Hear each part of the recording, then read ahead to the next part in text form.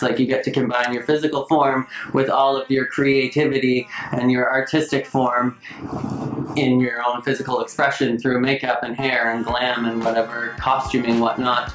And I feel like that is the most truest expression of yourself. Hey guys, it's Jordan Jonas Sparks and welcome back to my channel. Today I'm going to be doing a long-awaited video, and that is going to be my beauty story. So in today's video I'm going to be talking about my background with beauty, how I got involved with makeup and hair and all things glam, and if you are into that, make sure to subscribe to my channel and sit tight, baby. So I was born in the dead of a cold winter to my parents, Lance and Terry, and I am the third boy. So I had two older brothers when I was born, and I was born into a very poor family, struggling at the time. I was living in Grand Prairie, Alberta, living in a little apartment at the time, and then we later moved into a tiny little rickety shack of a house on the east side of Redneck County, Grand Prairie, Alberta. And that is where my story begins. As far back as I remember, like literally 2.5 years old, 3 years old, 4 years old, whenever I went to hang out with my family, whenever we were at like Christmas, Thanksgiving, whenever I was at an aunt's house, an uncle's house, anything like that, I always gravitated towards my female cousins and not so much my male cousins. And whenever there was Barbies to be had, I literally would die. So I was like, I need to play Barbies. And so I would literally take every single freaking possible moment that I could to play Barbies with my cousins, if we could do that, and we would dress them up and do their hair and pretend to do their makeup, and my cousins would dress me up and do my makeup and stuff sometimes if nobody else found out. And I remember it being like so taboo. I just wanted a Barbie so bad as a kid, and I couldn't have a Barbie, which sounds so stupid now, but I grew up in the 90s and it was like redneck Alberta, and things have changed a little bit, gotten better a little bit, but still not a lot of people would be okay with buying their little boy a Barbie. But that's literally where it started.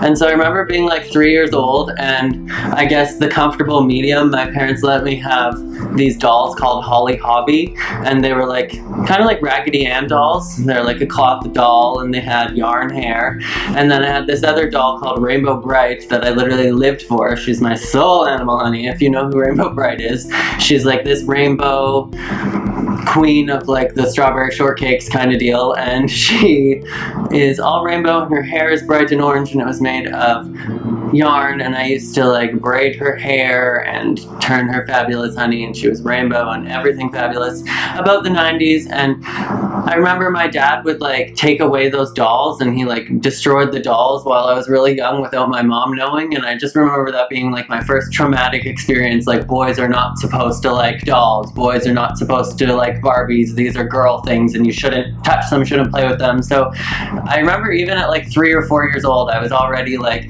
oh my god, okay, I'll play Barbies with my cousins, but if our parents come in the room, I'm going to like hide and pretend that I wasn't doing that. And like even playing with my cousin's hair and stuff, like I always loved braiding hair and doing stuff like that. Even at like 5 years old in daycare, like I would always try and braid the girls' hair. Like there's a Barbie mannequin at daycare that I was always like, yes, let me play with that. And so I've always loved hair, and I've always been fascinated by Barbies since I was really little. And yeah, I just always remember that being taboo and I wasn't supposed to do it.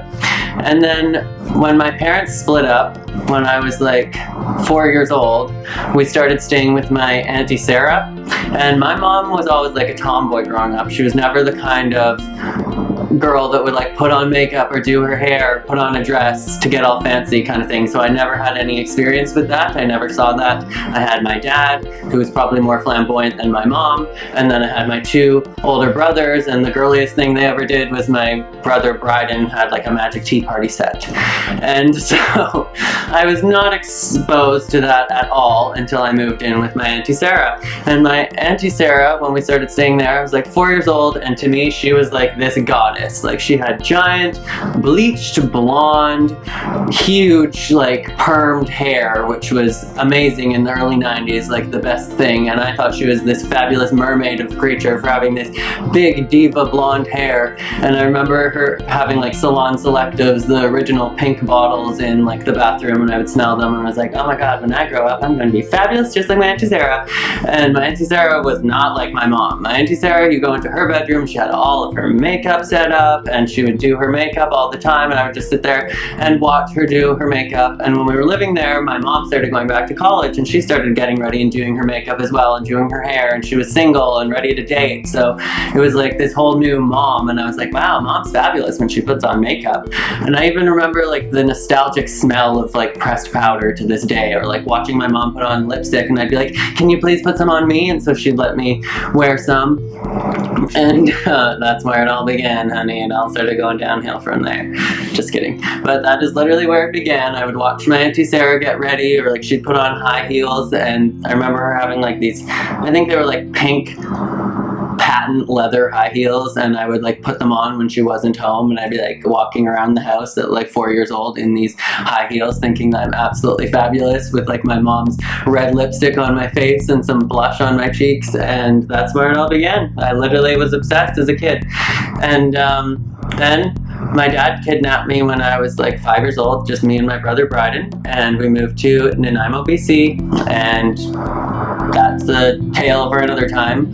But I moved there at like 5 years old, and I remember from that point on, it was always like starting kindergarten, starting school, it was always like, you need to hide this part of yourself. Never tell kids that you play with Barbies, like that's so taboo. So my literal entire life up until I was like, I don't know, like in grade 8, I would never let anybody know that I touched makeup or played with makeup.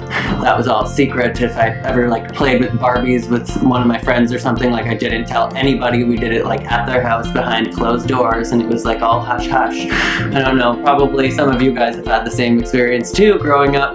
Let me know in the comments if that's something that you've experienced too growing up. It was definitely a struggle for me.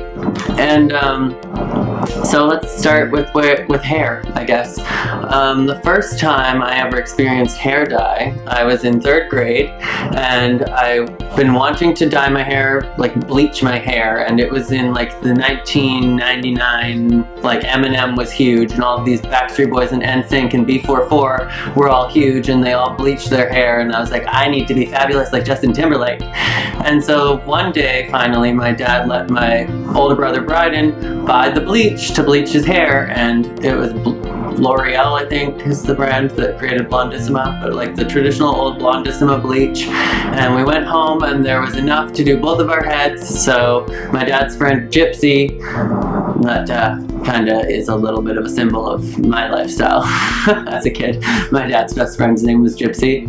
Shout out to you, Gypsy, if you're watching this.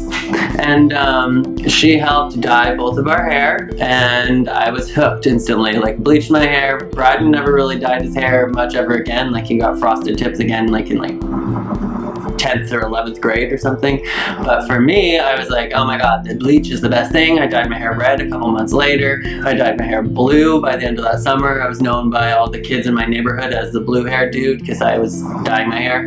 At school, being the person that's like 9 years old, it was like this one thing for me to like stand out because I had no friends at school. I was super poor, and the kids saw me as like the dirty, grubby kid, and like people would go around being like, Jordan germs, no returns. And that was my childhood. I had literally zero friends actually at school. So I, as an outlet, always like colored all the time, and I liked art and skipping and music and stuff were my outlets at home. My cats and video games and reading.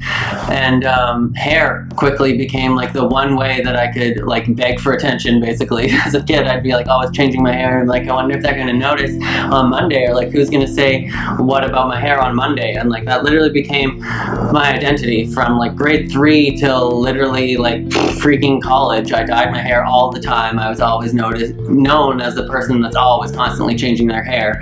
And I guess I saw your hair as like not as feminine, I guess, as makeup. I didn't always feel as ashamed of dyeing my hair as I would like playing with makeup and doing makeup. And so I still felt like ashamed, I guess, of dyeing my hair. Like people would still be like, oh my god, you're so gay, like for doing that even at like grade 2. That's literally where it started, was probably dyeing my hair and stuff like that back in like 2nd grade, that all of the gay hate started.